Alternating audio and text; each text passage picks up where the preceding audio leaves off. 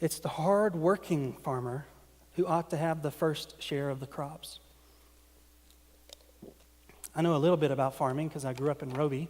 I wasn't a farmer, but I hung out with farmers, and I never liked staying the night with my friends whose parents were farmers, because farmers get up way too early in the morning. And I remember going over to my friend's house, and he would say, I think we should probably go to bed. And I was like, no, let's play more Nintendo. I was like one of those really responsible kids.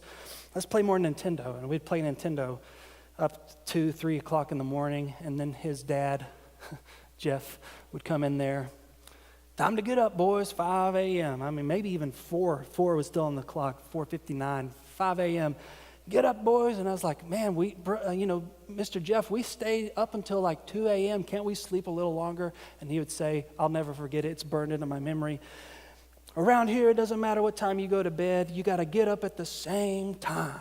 And I thought to myself in that moment, I don't ever want to be a farmer. I don't.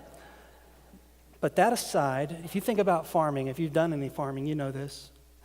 I really respect you because you work hard. You can't be a farmer and not work hard.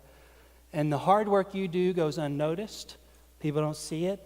It's the stuff that nobody sees that you have to do if you're going to receive a crop that's worth anything.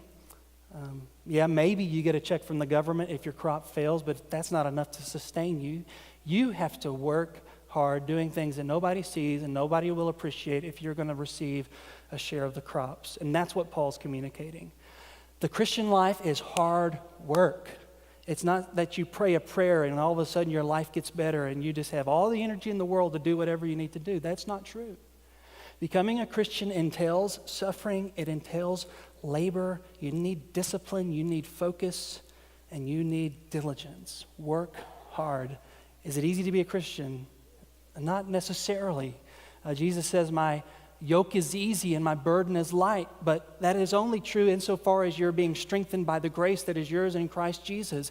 If you pull out of that grace and trying to do it in your own effort, you'll find the labor's too hard for you to do. But here's what Paul's telling Timothy. Timothy, be strengthened by grace. Having been strengthened by that grace, pass on what you know. Be like the teacher. Share everything that you have. Be disciplined and focused like the soldier. Be disciplined like the athlete. Don't cheat. Don't color outside the lines just because you share a little bit of suffering, and work hard, labor hard, and you'll know the joy of seeing someday when your children finally get it, when your grandkids, when the light finally comes on and they come alive, they become believers who really know the joy of walking with the Lord. When they begin to share with others and those others begin to share with others, when you begin to see the fruit of your labor, it's the greatest joy that you could ever imagine. And Timothy,